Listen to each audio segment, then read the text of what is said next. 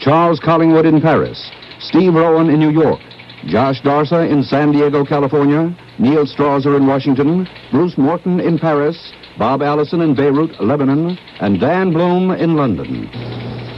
Good evening. Senator Edward Kennedy today announced his candidacy for the Democratic Party's second-ranking leadership post in the Senate.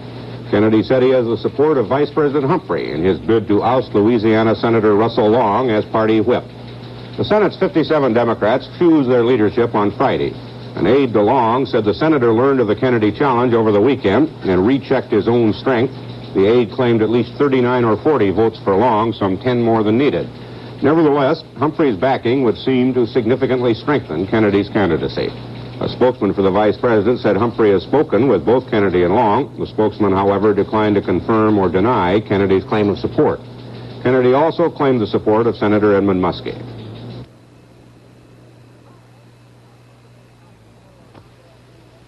Hi, Ed. How's the real estate tycoon? Oh, knock it off, will you, Lefty? I haven't sold a house in weeks. I don't know, something's wrong. Maybe it's my breath or something. Listen, Ed, we're both in the contact business, meeting the public, right? Right. That's why I use Listerine. Kills germs that can cause bad breath. Works for hours. Hey, Lefty, I sold 2 houses this week. You sure gave it to me straight. So does Listerine Antiseptic. Kills germs, keeps breath fresh for hours. What causes my heartburn? My indigestion? In your stomach, excess acid may build, and build can cause acid indigestion, heartburn, that burning sensation. But Rolaids, with its exclusive buffering compound, has thousands of absorbent particles. Each consumes 47 times its weight in excess stomach acid. Gives fast, lasting relief. Rolaids consumes 47 times its weight in excess stomach acid. The United Nations Security Council is meeting again this evening on the new troubles in the Middle East, and the debate is all but certain to end with a condemnation of Israel for its attack on Beirut's international airport. Israeli officials say, however, that they are not worried about world reaction to their reprisal raid. Israel's ambassador to the UN told reporters the life of one Israeli citizen is worth much more than all the metal and engines of the planes that were destroyed. He was referring to the Israeli passenger who was killed in Athens last week when 2 Arab guerrillas shot up an Israeli plane. We have films from Beirut that were shot right after the Israeli attack, and CBS newsman Bob Allison narrates. The fires burned all night. The Israelis had done their work so well that all of the planes perished on the blazing tarmac. One by one, the undercarriages gave way, and burning fuselages collapsed in heaps of flaming sheets of metal. In the chaos, with more than a dozen fires blazing away, airport officials were confused as to what had happened. The attack had come so suddenly, with such force, the few security police present simply took cover. Now the government here today is under heavy criticism because it failed to offer any resistance. One newspaper publisher said, the Israelis went riding off for home like they had been here on a picnic. A newspaper reports, our national honor is in the mud. Most Lebanese would agree with that appraisal. This was their Pearl Harbor. The country today is subdued in shame over it. And government officials are trying to explain how it could happen. And they say the fault is the lack of any radar defense system, and that the country cannot afford one. Newspapers have printed the explanation. But many papers have also carried stories describing the attack as Lebanon's initiation into the Middle East conflict, something she has pretty much stayed out of in the past. One editor writes that with these burning planes, Lebanon has entered the Arab-Israeli war of last year. In London, Dan Bloom talks to some travelers who had witnessed the Beirut attack. Mr. Robinson, I understand you were at the airport at the time of the attack. What was the first thing you heard? Well, I heard a loud explosion outside the building, and everybody sort of panicked, and we rushed outside. And then there was a machine gun fire, so we all rushed back in again, you know. I looked through the windows in the airport building. There was flames all over the place. There was, obviously aircraft burning. I see. Were you able to tell specifically which aircraft was burning? Well, I couldn't tell at the time. Well, I understand there were some MEA aircraft because I saw them there at the beginning of the day. MEA, that's Middle East Airlines. Yeah, Middle East Airlines. There were some There was a VC-10 there, I know, and that was burnt in the morning. But also there was a DC-9 and 2 Caravels, I think. I saw 6 aircraft in the morning when I left Beirut. Captain Barter, I understand you actually witnessed the attack. Is that correct? Yes, from some distance away, from the hotel. It's about 3 miles away from the airport. What did you see? We saw the flames coming up and the tracer fire coming down from the helicopters as they were shooting up the aircraft on the ground. The helicopters were actually firing at the airport? At the aircraft on the airport, yes. At the aircraft. When you first got to the airport, what did you find? We found that the hard standing in front of the main building was littered with burnt-out aircraft. Were the aircraft completely demolished or Absolutely. Very efficiently done, yeah. The destruction also was witnessed by Lebanese passengers. One, a doctor on his way to Paris, talked to Bruce Morton.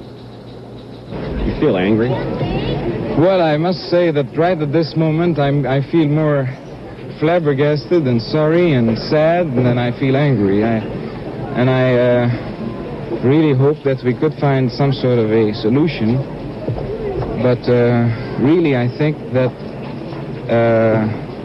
we also feel sorry because we have had so many guarantees from the United States, France, even the Pope, and even Israeli authorities on the radio that they wouldn't ever attack Lebanon if Lebanon didn't attack them. Now, what they argued this morning, I listened to Israeli radio, and they said that they did this in response to the attack of the Boeing in Athens, and that because the two Palestinians who were caught in this act were former refugees who had lived in Lebanon or had been so-called trained in Lebanese camps. Now, this is true or not true. The Lebanese government says it isn't true, but even if it were true, I don't think we really sort of could have expected such a fantastically energetic and disastrous and savage reaction from their part. In Athens, the 2 Arab guerrillas who started the chain of attack and reprisal appeared in a Greek magistrate's court. They admitted throwing 6 grenades at the Israeli airliner and spraying the plane with machine gun fire. Aside from the passenger killed, a stewardess was wounded. The Arabs said they were under orders to knock the plane out because it carried war supplies. They were ordered held in jail pending trial. Underwriters at several British insurance firms, including Lloyd's, indicated they will pay at least part of the claims for the lost Lebanese aircraft. And the State Department disclosed that it has approached a number of United States airlines asking them to give temporary assistance to Lebanon. A spokesman said the response has been encouraging. Several Israeli frontier settlements were fired on by Arab artillery fire last night, but no major damage was reported. Arab Commando broadcasts today claimed the attack was only the first of a series of retaliatory strikes against Israel. One guerrilla organization said its target would be Israeli civilian planes.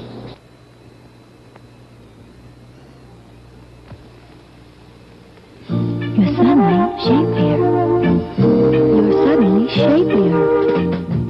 You're suddenly shapelier in a Playtex Cross Your Heart bra. Its secret? This Playtex shaping crosses your heart with stretch to lift and separate. You're suddenly shapelier in a Playtex Cross Your Heart bra. You'll see. Get one and pass the word. You're suddenly shapelier.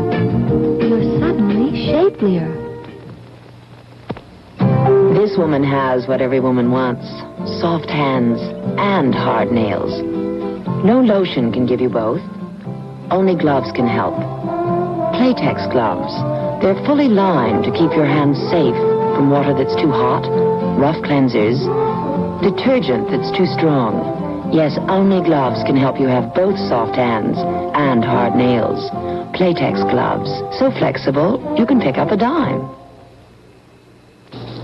Astronauts Borman, Lovell, and Anders, using tape recorders, spent today in the kind of debriefing they'll face again and again in coming weeks about their Apollo 8 mission. The space agency has released more film taken during the moon trip, and Steve Rowan provides new descriptions of the pictures made public so far and comments on their implications. Apollo 8 has just separated from the third stage of its booster rocket. You can see some of the debris spinning off into space. The spacecraft is 4,000 miles from Earth at this point and racing away at more than 17,000 miles an hour. At the halfway point now, 110,000 miles from home. The North Pole is at the upper left, the outlines of Central and South America clearly discernible, and the red desert of Chile at the bottom of the picture. Inside the spacecraft, Bill Anders turns a somersault to demonstrate the ease of movement in weightlessness. It looks like fun, but there are practical benefits to that absence of gravity as well. Jim Lovell is loading one of the cameras with which he will take pictures of the moon, and while he puts the film box away, he leaves his flashlight parked in midair, spinning like an aircraft beacon. The moon now, no indication of just where these pictures were taken. In fact, that's going to be one of the big jobs that lie ahead, figuring out where every frame of film was exposed so existing lunar maps can be updated accurately. To help pick out the features, Jim Lovell used a one-power telescope, training it on an area, then tracking that area as the spacecraft moved over, taking pictures at 1 frame per second. A black and white still picture confirms that there are features, like that line of debris running up from the bottom right-hand corner of this picture, that indicate a kind of splash effect when huge meteorites hit the moon. This splash appears to be an old one, perhaps 1 million years old, perhaps 10 million. And, of course, there are craters within craters. The larger one here, 250 miles from one side to the other. The smaller one, formed no one knows how much later, about 20 miles across. The big flat areas are called maria, or seas. Those 2 lines in the Sea of Tranquility are thought to be geologic faults caused by a kind of earthquake-like activity. The presence of some small craters along the left-hand fault suggests to some scientists that there was volcanic activity associated with this split in the moon's face. More faults in this picture, that one great horizontal line indicating a shift in the surface, obviously strong enough to have split the crater's walls as well as its floor. So far, the pictures that have been released haven't answered any questions about the origin of the moon. The scientists are still going to have to wait until they can get lunar samples and date them to determine what happened and how long it took to happen. For example, when was this relatively new crater on the far side of the moon formed? Perhaps we'll find out after Apollo 11 puts astronauts down on the surface in July. In the meantime, there's the satisfaction of knowing that the first trip to the moon has been made, of knowing how beautiful our planet looks from lunar orbit, and of knowing that the astronauts have returned safely to Earth. Steve Rowan, CBS News, New York. The United Nations Command today described 1968 in Korea as the bloodiest, most violent year since the end of the war there. The report accused North Korea of 543 truce line violations and said this activity bordered on open warfare. The report also warned North Korea not to expect South Korea and the UN command to exercise continual restraint in the face of such aggression. From the American point of view, the most serious act of North Korean aggression during the year was the seizure of the Pueblo. Today in San Diego, 2 crewmen of that ship described the beatings they suffered at the hands of their captors. Josh Darsa reports. Piece by piece, the Navy continues to release details of the Pueblo jigsaw. Today, for the first time since arriving home, Pueblo seamen were allowed to tell publicly how they were mistreated by their captors. They cited the brutality of a North Korean guard known as the Bear. I was beaten with a 2x2. It was about 4 or 5 foot long. I was in a kneeling position on the deck in front of his desk. The guard had the honors of using this club. He was striking me across the shoulders and the back with it. This stick broke in half on one of the blows, and he kept on using the 2 halves he had until it ended up in 4 pieces. And this is maybe 20 to 30 blows with this, and he had 4 pieces, so he left and came back in with a piece of 4x4 was about 4 foot long, I guess. I didn't measure it. But I assumed the same position, kneeling on the deck, and received a few blows in the vicinity of the shoulders and the back with this 4x4. It's the correct number. I don't know. It was 3, 4. I don't believe it was any more than 6. And this, in turn, was followed by various assortment of kicks and fists to various parts of the body, and to some extent along the side of the heads, but mostly centered to the area of ribs, the back, stomach. I believe 1 kick to the groin, and a few on the thighs and legs. I'd say overall probably about 250 to 300 different types of blows. This is just an estimate. I didn't bother to count them all.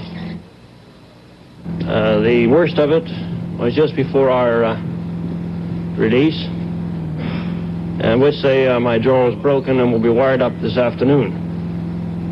Now, it was broken by fists where I was beaten in the face in the same place about 6 or 8 times here. And the rest of the beating was on the body, a kick in the stomach and the groin, and on the kneecaps. Radio man Hayes also said the North Koreans tried to keep the Pueblo's crew mentally off balance and in a constant state of terror. Josh Darsa, CBS News, San Diego. In Vietnam, the United States has agreed to have representatives meet again with the Viet Cong in an attempt to secure the release of 3 American prisoners. The meeting will be held on New Year's Day and at the same spot as the Christmas Day meeting that proved unproductive. The Allies said a ceasefire will be observed in the area 50 miles northwest of Saigon.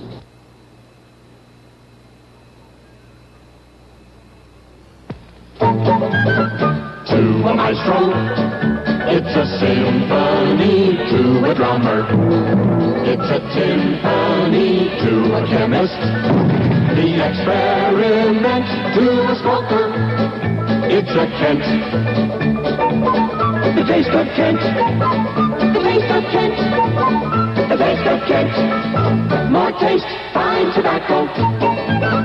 To a banker, it's a modern vault. To a tumbler, it's a somersault. To an artist, it's some wet cement. To a smoker, it's a Kent. The taste of Kent. The taste of Kent. The taste of Kent. More taste, fine tobacco. If you smoke a filter cigarette, try the taste of Kent. Trygve Lie, the first man to hold the job of UN Secretary General, died today at a Norwegian ski resort. He was 72.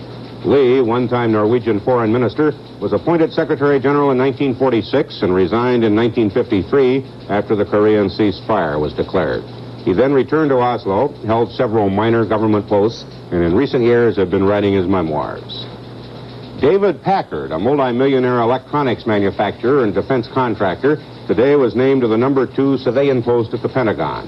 President-elect Nixon's designated defense secretary, Melvin Laird, announced the choice of a deputy secretary at a news conference. Neil Strasser reports. Secretary-designate Laird, a congressman by trade, turned to the ranks of business for the man to serve in effect as executive officer of what is the government's most gigantic enterprise. And Packard, board chairman of a California electronics firm, tried to explain his decision to accept. This country has been pretty good to me. But I've had a chance to live in a democratic environment in the free enterprise system and have been able to do well. And that, to put it in very short, the country has done many things for me, and I thought it was about time that I tried to do something in return for my country. So well has Packard done that he has a $300 million stock problem. The problem is to insulate the holding in a trusteeship arrangement so that his firm will not be damaged and so that Congress will be satisfied there is no conflict of interest since the company has defense contracts. What I'm proposing to do is to see that not only the income from the Hewlett-Packard shares are irrevocably for the term of my service to the government designated to charitable organizations, but to arrange it so that any capital appreciation in these shares is also irrevocably designated to charitable organizations. And that's not all businessman Packard will be giving up to do something for his country. My income from the dividends for the stock was something in the neighborhood of $700,000, something a little less than $150 from the company, and I had some other sources of income also. It's safe to assume then you're taking a cut. I'm taking a little cut. That's right. What will your salary be in your new job? I don't know. I didn't ask that. Mayor, what will your salary? His salary will be $30,000. But Packard, unwilling to leave any wrong impressions, added that he will have some other non-defense connected income and doesn't propose to live on $30,000 a year. Neil Strasser, CBS News, Washington. The director of the Illinois State Department of Revenue, Theodore Jones, was indicted today on charges of federal income tax evasion. Jones, 55, was appointed to his tax job last year and is the highest-ranking Negro in Illinois state office. The federal indictment charges him with failing to declare a total of more than $16,000 in income between 1962 and 1965. Oregon's Wayne Morse today gave up the fight to retain the Senate seat he lost to Republican Robert Packwood. In a recount, Morse trimmed Packwood's victory margin only slightly to 3,263 votes. Morse had hinted he might take the issue to the Senate itself on the basis of some 45,000 ballots he challenged. Hands this lovely, this smooth, this soft, this can only belong to a single girl who indulges her hands in Paquin. Paquin hand cream has more of the good, rich things in it to make your hands softer. Paquin is for single girls, whether they're married or not. Paquin hand cream or lotion. When your eyes feel tired and sore, they usually look red, too. If you use plain eye drops or an eye wash, they feel better. But they still look red and tired and sore, unless you use Visine. Visine soothes your eyes. And because of tetrahydrozoline, which only Visine has, it gets the red out, too. It works in 60 seconds. Visine, the modern eye drop that gets the red out. Prices fell on the New York Stock Exchange today in moderate trading. Volume was 12 million shares. Brokers blamed the decline on a combination of tax sell-offs and concern over tight money and high interest rates. The exchange index lost 51 cents. Demand by gold buyers in the Middle East, worried about new Arab-Israeli trouble, pushed international free gold prices to a 7-month high of more than $42 an ounce today. In France, officials say currency controls and new austerity measures seem to be bringing some stability to the nation's battered economy. But Charles Collingwood found that most Frenchmen remain skeptical. If anything happens to the French franc, every currency in the world will feel the shock, specifically including the United States dollar. If you want to test the value of the franc, don't watch the quotations on the financial pages. The Bank of France spends a lot of money to keep them steady. Watch the French people instead. The French are spending francs these days as though they're going out of style. In fact, that is precisely what they fear, that one day soon the franc may be worth less than it's worth now. It's an axiom that the less people trust their money, the more they want to spend it. You see it in the stores. And, of course, you see it in the gold market.